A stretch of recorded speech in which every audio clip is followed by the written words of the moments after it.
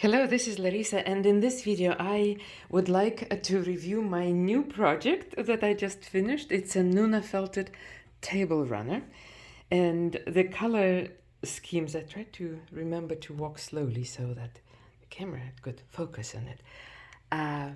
A few points that I would like to make here. Number one is that if you're felt and curious how the layout was made, there's a special video recorded that shows all of that.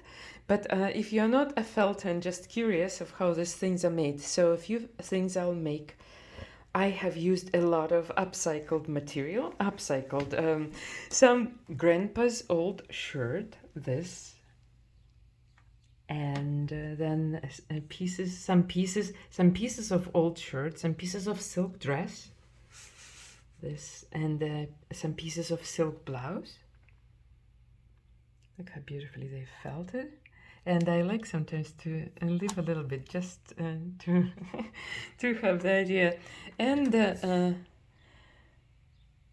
salvage pieces of some trim, some pieces of different a scarf that actually I used. Let me show you. I made this shiny waves with this with a scarf, and also different yarns, and tussa silk, and viscose fibers, and Italian merino wool, and something that was totally new for this project that I have never tried before. It is an industrial, furniture cover that is used to protect furniture, soft furniture, before it is delivered.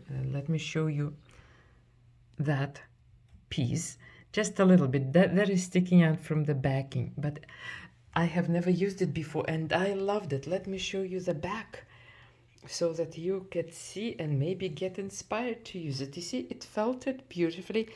The shrinking ratio that I was shooting for, and it came out to be that way, is 1.27, if to be precise, but around 1.3, which is a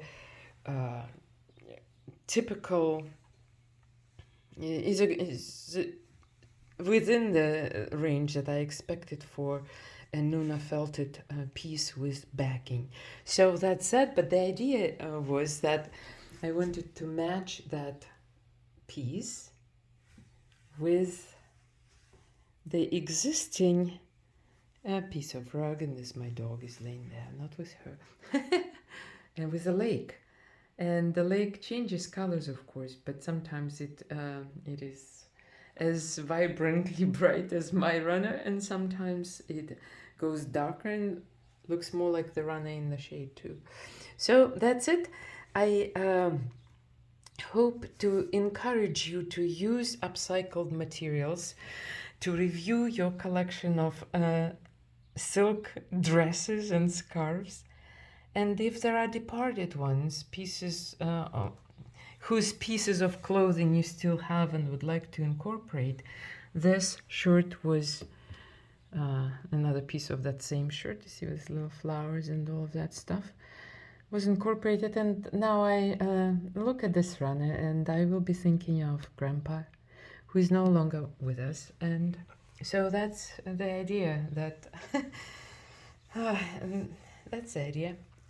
To recycle, reuse, incorporate in different ways pieces that we no longer need and make them special. And this piece certainly is very special to me.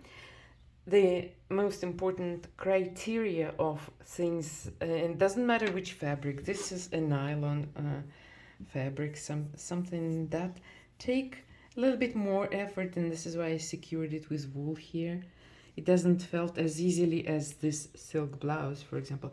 But as long as it is not a tight weave, a loose woven fabric, all of it, something that you could blow air through easily, that's my criteria. Felts beautifully. So do many yarns, especially if they have at least 9% of wool, my favorite ones are, or any bumpy yarns too, that I have used here as a texture. You see this little piece of silk covers some piece of yarn, and This is that piece of yarn which is just slightly kind of dusted with some viscose, but go play with it, and if my video encouraged you, I am happy about that. Thank you for watching.